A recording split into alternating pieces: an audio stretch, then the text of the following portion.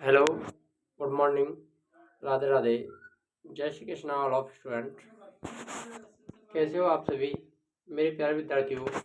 हमने हिस्ट्री की जो क्लासेज प्रारंभ की थी उनमें हमने भारतीय इतिहास को कवर कर लिया है, जो आपके लिए फर्स्ट ग्रेड सेकंड ग्रेड में बहुत ही इम्पोर्टेंट टॉपिक थे। उन सभी को हमने वहाँ पर फैक्ट वाइज आपके लिए बताया था, इम्पोर्टेंट फैक्टों को वहाँ पर शामिल किया था।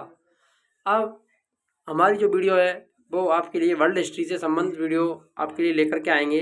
इसको हम लगभग 20-25 दिन के अंतर्गत वर्ल्ड हिस्ट्री को कवर कर देंगे, जो आपके लिए सेकंड ग्रेड एसएसटी और फर्स्ट ग्रेड हिस्ट्री के लिए बहुत ही इंपॉर्टेंट टॉपिक हैं। उनको हमने यहाँ पर आपके लिए लिया है, महत्वपूर्ण फैक्टों को यहाँ पर शामिल किया गया है, जो आपके लिए उस परीक्षा की दृष्टि से बहुत ही इंपॉर्टेंट होने वाले हैं। तो देखिए मेरे प्यारे विद्यार्थियों, क्लास को शुरू करते हैं। तो ये क्लास शुरू करने से पहले हम आपको बता दें, आप अगर सेकंड ग्रेड या फर्स्ट ग्रेड टीचर की तैयारी कर रहे हैं तो हमारे चैनल से अवश्य जुड़ें। यहाँ पर आपको रेगुलरिटी क्लासेज देखने को मिलेंगी।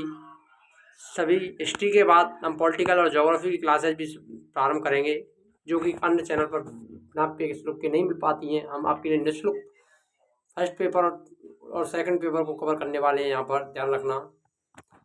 तो यहीं पर सभी आपको अभी वैकेंसी आने में समय है, अक्टूबर नवंबर के अलावा वैकेंसी आएंगी। तब तक आप ध्यान इसीलिए तैयारी में अभी से जुट जाएं और लगे रहें रेगुलर हमारे चैनल पर।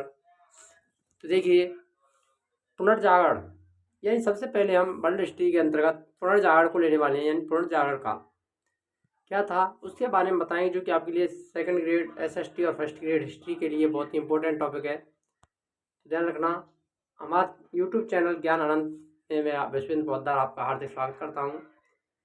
देखिए, पुनर्जागरण की बात करते हैं तो पुनर्जागरण का जो प्रारंभ है वो कहाँ से हुआ था, सबसे पहले ये देखा जाता है तो इटली नगर के फ्लोरेंस नगर में।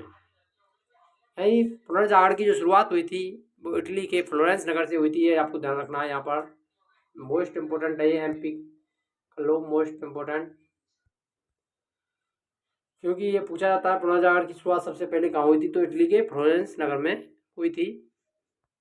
नेक्स्ट आता है इटली के महान कवि, ये दांते। दांते का नाम बहुत ही जग प्रसिद्ध है। दांते जो कि 1260 से 1321 ईस्वी को पुनर्जागरण का अग्रदूत माना जाता है। याद रखना। बात करते हैं मोस्ट इम्पोर्टेंट, तो पुनर्जागरण का अग्रदूत माना जाता है, दांते को माना जाता है, जो कि एक महान कवि थे इटली के, 1260 से 1321 ईस्वी के मध्य हुए थे। और भारत में बात करते हैं पुनर्जागरण का अग्रदूत राजा राम मोहन राय को कहा जाता है इंडिया में। तो इनका जो जन्म है वो इटली के फ्लोरेंस नगर में ही हुआ था। दांते ने प्राचीन लैटिन भाषा को छोड़कर के, यानी जो उसकी जो प्राचीन भाषा थी लैटिन भाषा, उसको छोड़कर तत्कालीन इटली की जो बोलचाल की भाषा थी, टस्कन में डिवाइन कॉमेडी नामक, ये कौन सी भाषा थी, टस्कन टस्कन भाषा थी, उसी भाषा में उन्होंने डिवाइन कॉमेडी, मोस्ट इंपोर्टेंट है ये, नामक काव्य लिखा था। इसमें दांते ने स्वर्ग और नरक की एक काल्पनिक यात्रा का वर्णन किया। यानी उन्होंने कहा था कि स्वर्ग और नरक की काल्पनिक यात्रा किस प्रकार की होती है उसके बारे में इन्होंने बताया था। डिवाइन कॉमेडी नामक पुस्तक किसकी है, ये आपको यहाँ पर ध्यान रखना है, मोस्ट इंपोर्टेंट चीज़ है। डिवाइन कॉमेडी किसकी पुस्तक है, दांते की पुस्तक है, ये इंपॉर्टेंट है यहाँ पर, तो ध्यान रखना आप सभी के लिए बहुत ही इंपॉर्टेंट टॉपिक है ये। यहाँ पर आपको ध्यान रखना है बहुत ही, डिवाइन कॉमेडी नामक पुस्तक ये यहाँ पर मोस्ट इंपॉर्टेंट होने वाली है आपके लिए, तो इसको आप नोट कर लेना, बहुत ही इंपॉर्टेंट फैक्ट है ये। देखिए थोड़ा साइज बढ़ गया है हमारा, इसको डाउन करते हैं।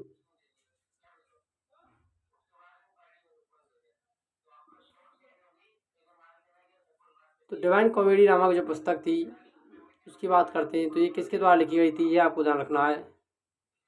तो दांते ने लिखी थी, मोस्ट इम्पोर्टेंट पूछा जाता है पुस्तक का नाम।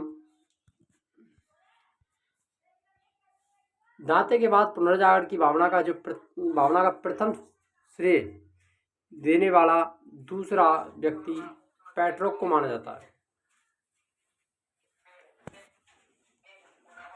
किसको माना जाते हैं, पेट्रोक माने जाते हैं, जो 1304 से 1367 ईस्वी के मध्य हुए थे।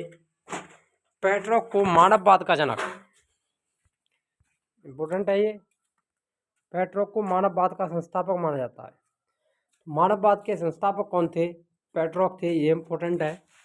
वह इटली का निवासी था। ये भी कहाँ के थे? इटली के थे, ध्यान रखना। पुनर्जागरण की शुरुआत की बात करें तो वो कहाँ से हुई थी? इटली से हुई थी, ये आपको ध्यान रखना है।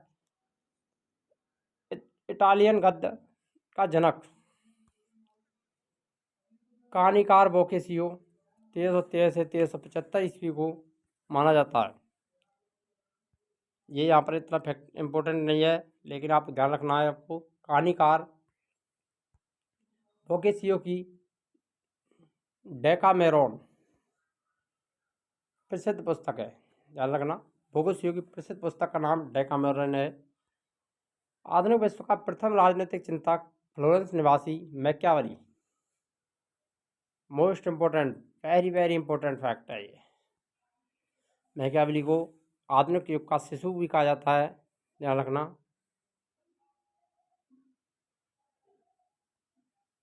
आधुनिक युग का शिशु किसे कहा जाता है? मैकियावेली को कहा जाता है। मैकियावेली की जो प्रसिद्ध पुस्तक थी उसका नाम है the Prince. Most important, the Prince किसकी रचना है? तो मैकियावेली की रचना है, ये आपको ध्यान रखना है मेरे विद्यार्थियों। जो राज्य का एक नवीन चित्र प्रस्तुत करती है, यानी द प्रिंस में राज्य की परिभाषा दी गई है, किस प्रकार से राज्य को होना चाहिए, ये मैकियावेली ने कहा था उसमें। तो द प्रिंस किसकी रचना है? मोस्ट इम्पोर्टेंट, हिस्ट्री और पॉलिटिकल दोनों के अंतर्गत इसके बारे में चर्चाएं होती रहती हैं। आधुनिक राजनीतिक दर्शन का जनक मैकियावेली को कहा जाता है। ये आधुनिक राजनीतिक जो दर्शन है, चिंतन है, उसके जनक की बात करें तो आधुनिक युग का मैकियावेली कहा जाता है। मैकियावेली को ही ध्यान रखना। और भारत में बात करें तो राजा राम मोहन राय आधुनिक पुनर्जागरण का गुरुदूत माने जाते हैं। पुनर्जागरण की भावना का पूर्ण अभिव्यक्ति इटली के 3 कलाकार की कृतियों में देखने को मिलती है, जिनमें Leonardo da Vinci, Michael Angelo और राफेल के नाम प्रसिद्ध हैं। इनकी ये रचनाएं जिनमें पुनर्जागरण की भावना का अभ्युदय मिलता है। Leonardo da Vinci, most important, ध्यान रखना। इनकी एक प्रसिद्ध, एक बहुमुखी प्रतिभा संपन्न व्यक्ति थे। इनकी जो प्रसिद्ध पुस्तक थी Leonardo da Vinci.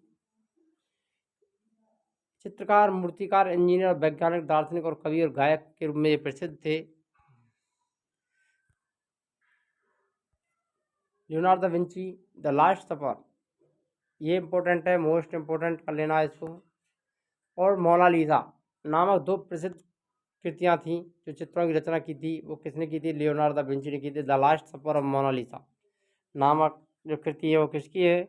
Leonardo da Vinci की है, इम्पोर्टेंट है ये। माइकल एंजेलो ने भी एक अद्भुत मूर्तिकार और चित्रकार थे। The last judgment and the fall of man Michelangelo की कृतियाँ हैं। द फॉल ऑफ मैन ये भी कृति और द लास्ट जजमेंट ये माइकल एंजेलो के द्वारा कृत कृतियाँ हैं, ध्यान रखना।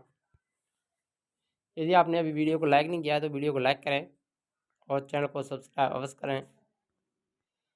देखिए मेरे प्यारे विद्यार्थियों, सिस्तान के गिरजाघर की छत में माइकल एंजेलो के द्वारा चित्र बनाए गए थे। ये जो सिस्तान का गिरजाघर है वहाँ पर भी माइकल एंजेलो ने चित्रों की रचना की थी। राफेल भी इटली का एक प्रसिद्ध चित्रकार था। इसकी सर्वश्रेष्ठ कृति का नाम है जीसस क्राइस्ट की माता मैडोना का चित्र।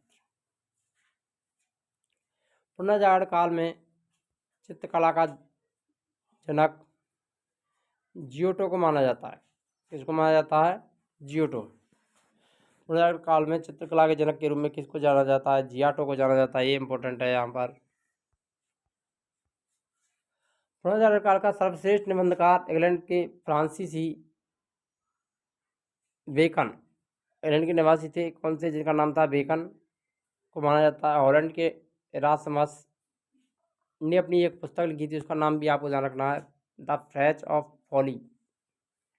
ये इरास्मस की रचना है। व्यंग्यात्मक ढंग से पादरियों के अनैतिक जीवन और ईसाई धर्म की कुरीतियों पर इन्होंने प्रहार किया था, उनका विरोध किया था। इंग्लैंड के लेखक टॉमस मूर ने अपनी पुस्तक यूटोपिया, इम्पोर्टेंट है, मोस्ट है, ये इम्पोर्टेंट कर लेना। यूटोपिया किसकी रचना है? यह कृति है थॉमस मूर की रचना है, टॉमस मूर की। आदर्श समाज का चित्र प्रस्तुत किया गया है उसमें कि आदर्श समाज किस प्रकार का होना चाहिए। तो यूटोपिया किसकी रचना है? Thomas More. The prince Machiavelli की। द लास्ट सफर और मोनालिसा लियोनार्डो दा विंची की रचना है। मार्टिन लूथर ने जर्मन भाषा में बाइबल का अनुवाद किया था? तो जर्मनी में बाइबल का अनुवाद किसने किया था? मार्टिन लूथर के द्वारा किया गया था। रोमियो एंड जूलियट शेक्सपियर की अमर कृतियाँ हैं। नाम सुना होगा, अंग्रेजी के प्रसिद्ध लेखक थे शेक्सपियर, जिनकी रचना रोमियो एंड जूलियट। इंग्लैंड के रोजर बेकन ने को आधुनिक प्रयोगात्मक विज्ञान का जन्मदाता भी माना जाता है। पृथ्वी सौरमंडल का केंद्र है, इसका खंडन सर्वप्रथम पोलैंड के निवासी कोपरनिकस के द्वारा किया गया था। कोपरनिकस ने कहा था पृथ्वी सौरमंडल का केंद्र है, इसका खंडन किया था, यानी पृथ्वी को सौरमंडल का केंद्र बिंदु माना जाता था। इसका खंडन जो किया था वो पोलैंड के पार्टी कोपरनिकस ने कहा था कि पृथ्वी सौरमंडल का केंद्र बिंदु नहीं है। गैलीलियो 1560 से 1642 ईस्वी ने कोपरनिकस के सिद्धांत का समर्थन किया था।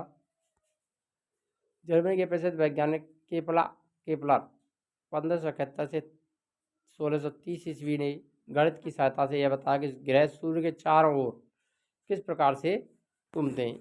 ये किसने बताया था? केपलर ने बताया था। न्यूटन 1642 से 1726 ने गुरुत्वाकर्षण के नियम यानी गुरुत्वाकर्षण का जो सिद्धांत है वो किसने दिया था? न्यूटन ने दिया था। धर्म सुधार आंदोलन की शुरुआत 16वीं सदी में मानी जाती है।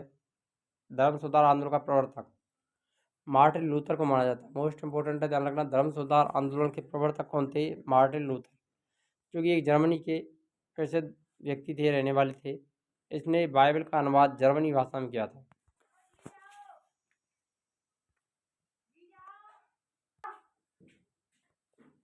धर्म सुधार आंदोलन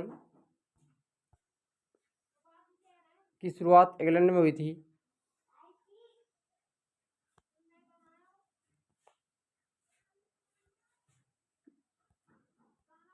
जॉन विल्क को धर्म सुधार आंदोलन का प्रातःकालीन तारा कहा जाता है। इनके अनुयायी लॉर्ड्स कहलाते हैं। अमेरिका की खोज क्रिस्टोफर कोलंबस के द्वारा की गई थी।